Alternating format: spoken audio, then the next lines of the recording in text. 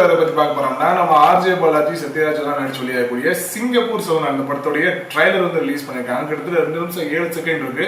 நம்ம already தெரிஞ்சதான் Singapore zone சொல்லிட்டு RJ Balaji வந்து நடிக்கிறாரு அப்படின்னு சொல்லி நம்ம ரொம்ப நாளாவே தெரிஞ்ச விஷயம். அது வந்து ஜனவரி 25 ரிலீஸ் ஆகுதுன்றதுமே முன்னக்கூட்டியே இந்த ட்ரைலர் விடுறதுக்கு முன்னாடியுமே அந்த படத்தோட ரிலீஸ் டேட் எல்லாருக்குமே தெரிஞ்சிச்சு. அந்த அளவுக்கு அந்த படம் எல்லாருமே பேசப்பட்ட படம், தெரிஞ்ச படம் தான். இப்போ ட்ரைலர் வந்து ரிலீஸ் பண்ணிருக்காங்க. ஒரு ரியாக்ஷன் வீடியோ தான் பார்க்க போறோம். ஃபர்ஸ்ட் ஆஃப் ஆல் நம்ம ரியாக்ஷன் வீடியோ பார்த்து வந்து பேசலாம். வீடியோக்குள்ள போகலாம். சிங்கப்பூர் சலூன் கிராமத்தை காட்டுறாங்க. இவர் லால் சார் நடிச்சிருக்காரு.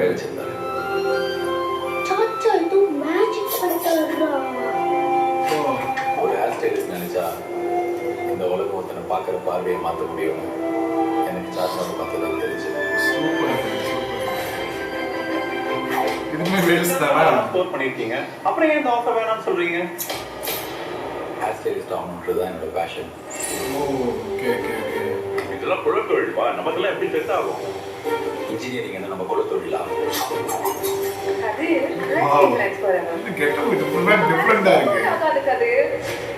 என்னால ஒரு பார்பரா பெரிய லைஃப் வாழ முடியும்னு நம்பிக்கை இருக்கு.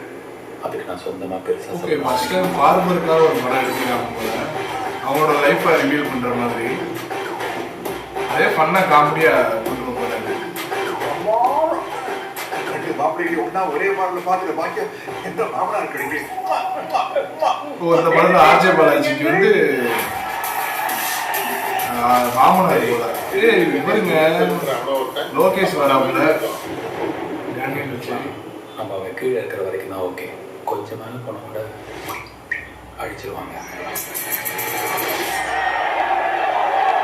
ஜீவா வேற வராரு. என்ன ஒரு டிஃப்ரெண்டா இருக்கு. நெய் கட் பண்றது நினைச்சியா? இவெல்லாம் அவனால ஒன்றும் பண்ண முடியாதுமா. அவன்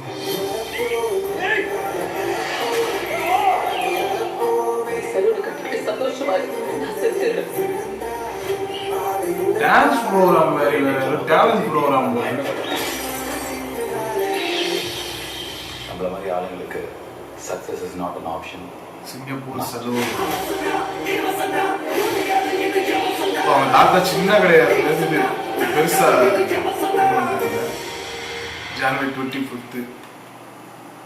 ஓகே, நம்ம ட்ரெய்லர் பார்த்த வரைக்கும் என்னன்னா ஒரு பார்பரை பத்தி, அவங்களோட லைஃப் ரிவியூல பத்தியோ இல்ல அவர் சின்ன வயசுல அவங்க அப்பாவா தாத்தாவான்னு தெரியல, சாச்சா அப்படின்னு மட்டும் தான் சொன்னாங்க.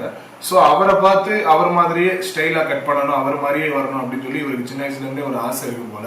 அதனால வந்து எவ்வளவுதான் படிச்சாலுமே நான் வந்து ஒரு ஹேர் ஸ்டைலிஷா தான் ஆகணும் அப்படின்ற ஒரு எய்மோட ஆர்ஜே பாலாஜி வந்து இருக்காங்க போல. அதுக்கப்புறம் அது என்ன மாதிரியான, அவர் எந்த மாதிரியான அவர் வந்து சின்னதா சிங்கப்பூர் சலூன் சின்னதா ஒரு போர்டு வச்சிருக்காரு. இவர் ஒரு பெரிய கடை, ஒரு பில்டிங் மாதிரி சிங்கப்பூர் சலூன் இருந்துச்சு. ஸோ அதை எவ்வளவு பெருசா கொண்டு வந்துட்டாரு, கிளைமேக்ஸ்ல எந்த மாதிரி வராதுன்றதான் கதையா இருக்குன்னு தோணுது. இடையில வந்து லவ் இருக்குது. அப்புறம் வந்து பாத்தீங்கன்னா லோகேஷ் கனகராஜ் வந்தாரு, ஜீவா வந்தாரு. அது எதுவும் ஒரு டேலண்ட் ஷோல போய் இவர் வந்து ஹேர் ஸ்டைலிஷா ஏதோ வந்து நம்ம ப்ரூவ் பண்றதுக்காக ஆர்ஜே பாலாஜி போய் கலந்துக்கிறாரு போல. அதுக்கு வந்து இவங்க ஜட்ஜா வர மாதிரி இருக்கலாம். அப்புறம் சினி ஜெயந்த்னா வந்து ஏதோ ஹேர் கட் பண்றது என்ன, நெயில் கட் பண்றது நினைச்சேன், என்னமோ சம்திங் ஏதோ சொன்னாப்புல. ஸோ அது வந்து ஒரு வெளிநாட்டுல ஒரு ட்ரைனிங்கோ இல்ல ஒரு டெம்பரரியா எங்கேயாவது ஒரு கடையில வந்து ஹேர் ஸ்டைலிஷா வந்து பழகிறதுக்காக இவர் போயிட்டு அதை வேலைக்கு சேர்ந்துருப்பாரோன்ற மாதிரி எனக்கு தோணுது. ரொம்ப சீரியஸா வந்து போற மாதிரி இருந்துச்சுங்க. அவ்வளோ காமெடி எல்லாம் எனக்கு இந்த ட்ரெய்லர் தெரியல. சீரியஸா தான் கூட்டு போறாங்க. எப்பயுமே ஆர்ஜே பாலாஜி வந்து பாத்தீங்கன்னா எல்கேஜி ஆகட்டும், அப்புறம் மூக்குத்தி அம்மன் ஆகட்டும், அப்புறம் பாத்தீங்கன்னா லாஸ்ட் ஒரு படம் வந்துச்சு, அப்பா வச்சு சத்யராஜ் அப்பாவை நடிச்சிருப்பாரு, என்னமோ குடும்பம்னு நினைக்கிறேன், சம்திங் ஏதோ ஒரு படம் வரும். நல்லா இருந்துச்சுங்க, பாக்குறது நல்லா இருந்துச்சு. ரன் பேபி ரன் சொல்லிட்டு ஒரு படம் வந்து ரொம்ப சீரியஸான படம் வந்து ஆர்ஜே பாலாஜி லாஸ்ட் நடிச்சாரு. அதுக்கப்புறம் ஒரு சீரியஸான படம் இதுதான் நினைக்கிறேன். எப்பவுமே ஆர்ஜே பாலாஜினா ஒரு காமெடி படம் மாதிரி தான் வரும். அதுல ஒரு கருத்து வைப்பாப்ல, காமெடியா இருந்தாலும் ஒரு கருத்து வைப்பாப்ல அப்படின்ற மாதிரி ஒரு படங்களா தான் வந்து ஆர்ஜே பாலாஜி வந்து கொடுத்துட்டு இருப்பாரு. ஆனா இந்த படம் ஒரு டிஃப்ரெண்டா வந்து ட்ரை பண்ணியிருக்காருங்க. எனக்கு ட்ரைலரை பாக்குறப்பே தெரியுது, ரொம்ப டிஃப்ரெண்டா ஒரு சீரியஸா போற மாதிரி இருக்கு. அவ்வளவு காமெடியான இல்ல. சத்யராஜ் வந்து பாத்தீங்கன்னா மாமாவா நடிச்சிருக்காரு. லாஸ்ட் படத்துல வந்து அப்பாவா நடிச்சிருந்தாரு. அது வீட்டுல விசேஷம் அந்த படம் பேரு டக்குன்னு ஞாபகம் வந்துருச்சு. அப்பாவா நடிச்சிருப்பாரு. இதுல வந்து பாத்தீங்கன்னா மாமாவா நடிச்சிருக்காரு. அவர் கெட்டப்பு வழுக்க மண்டெல்லாம் வச்சு ஒரு வித்தியாசமா இருந்துச்சு. ரெண்டு மாப்பிளையும் ஒரே சலூன்ல பாக்குறப்ப சந்தோஷமா இருக்குன்ற மாதிரி. சலூனா சமயமா சொன்னாரு எனக்கு தெரியல, ஆனா ஒரே பாக்குற மாதிரி இருக்கும், சந்தோஷமா இருக்குன்னு சொல்லி ரெண்டு பேர்த்தையும் கட்டி பிடிப்பாரு.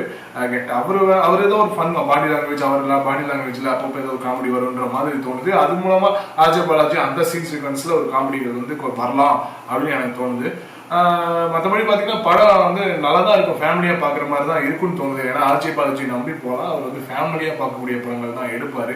ரொம்ப வல்கராவோ ரொம்ப சகிப்புத்தன்மை உள்ள ஒரு படங்கள்லாம் அவர் எடுக்க மாட்டார். எப்பவுமே ஒரு ஃபேமிலியை வந்து டார்கெட் பண்ணி தான் அவர் எப்பவுமே எல்லா படங்களுமே எடுக்கிறாரு. யங்ஸ்டர்ஸுமே வந்து பார்த்தீங்கன்னா அதிகமாக வந்து ஆர்ஜே பாலாஜி படம் வந்து பிடிக்கலன்னு சொல்ல மாட்டாங்க, ஆனால் நல்லா இருக்குன்னு சொல்லுவாங்க. அந்த அளவுக்கு ஒரு படம் தான் அவர் எடுப்பார்.